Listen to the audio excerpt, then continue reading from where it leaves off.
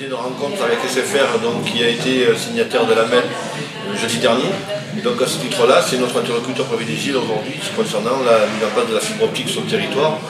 Et la communauté de communes se veut force de proposition et donc elle a décidé d'inviter tous les maires de la Comcom, donc 41 maires ont été invités.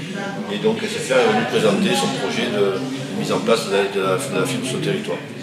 Et c'est SFR qui va s'occuper de la mise en place de la fibre en utilisant les réseaux déjà existants et en créant de nouveaux, c'est ça? Effectivement, on a répondu à l'invitation de la communauté de communes pour avoir un dialogue en fait, avec les maires ici, tout simplement parce que c'est ensemble en fait, qu'on va aussi pouvoir déployer au plus vite cette infrastructure. Il y a un dialogue important à établir avec les maires et la communauté de communes. Oui, c'est SFR qui est l'opérateur aménageur de l'infrastructure fibre, qui est à déployer sur toutes les Alpes de Haute-Provence d'ici fin 2022. Donc le chantier est engagé et s'engage. Il n'est pas mince, mais il nous plaît, nous sommes résolus.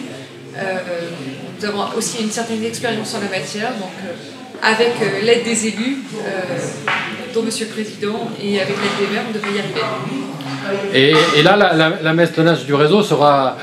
Ce sera qui gérera? Parce qu'en ce moment, le réseau est un peu aléatoire et il y a pas mal de choses qui dysfonctionnent par rapport à la maintenance, quoi. Alors là, il s'agit d'une infrastructure nouvelle qu'on va déployer, c'est l'infrastructure fibre. Donc c'est nous qui, effectivement, la déployons et la maintiendrons.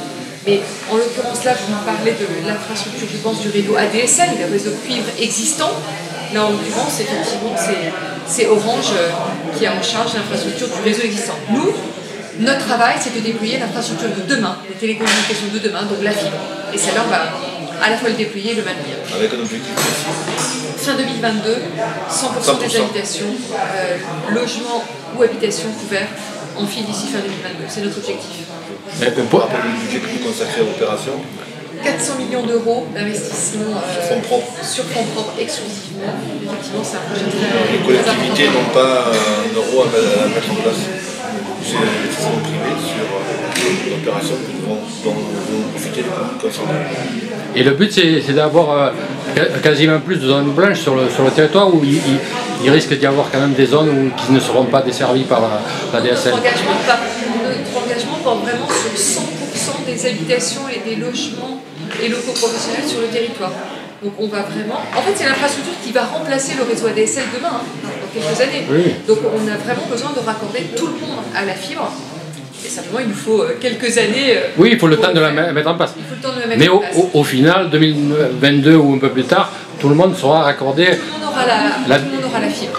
La fibre et donc tout le débit qui va avec. Aujourd'hui, du 1 gigabit, demain du 5, du 10, du 20 gigabit. Bref, c'est l'infrastructure dont on a tous besoin, en particulier aux professionnels, pour communiquer quasiment aujourd'hui et demain, ça c'est sûr.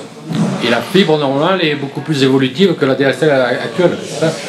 Oui, là on est à la fin effectivement de ce qu'on peut tirer de la DSL. Il y a des montées en débit avec les DSL, etc. qui ont monté déjà sur certaines zones un peu le débit. Mais il faut passer à la fibre désormais, c'est certain. Les besoins sont là. Oui, et c'est il y a moins de problématiques par rapport aux orages, parce qu'actuellement, nous, avec la DSL, dès qu'il y a un orage, il y a des problématiques, des coupures, des baisses de débit, etc. etc. Alors c'est vrai que la fibre, concrètement, c'est un fil de verre, en fait, qui est dans des gaines passives, etc. Donc il n'y a pas de... C'est pas du cuivre, c'est du verre. Donc c'est moins sensible, effectivement, aux perturbations électriques et électromagnétiques. Donc on devrait connaître moins ce type de problème, effectivement, avec le réseau de demain qui est le réseau fibre. Et comme c'est du verre, il n'y a pas plus de fragilité, c'est bien protégé par rapport à... Non, c'est dans des gaines, plastiques, c'est pas du tout plus fragile que les réseaux existants, on va rassurer là-dessus. Et là, ça sera beaucoup plus en enterré qu'en aérien ou... En fait, on va suivre le cheminement du fil téléphonique actuel. Donc quand il passe en aérien, on va passer aussi en aérien. C'est bien un réseau distinct, hein, mais on suit le chemin du fil téléphonique actuel. Donc quand il passe en souterrain, on passe en souterrain. Quand il passe en aérien, on passe en aérien. Avec à la clé, quand il passe en aérien, certainement des poteaux à changer, des renforcements à faire, des poteaux à rajouter, parce que parfois il y a déjà des surcharges, même avec le fil de cuivre. Alors si vous rajoutez ne serait-ce qu'un fil de verre, effectivement, il va falloir rajouter et remettre à niveau ce réseau-là. C'est nous qui finançons aussi. Ça permettra d'avoir des poteaux téléphoniques qui seront en état.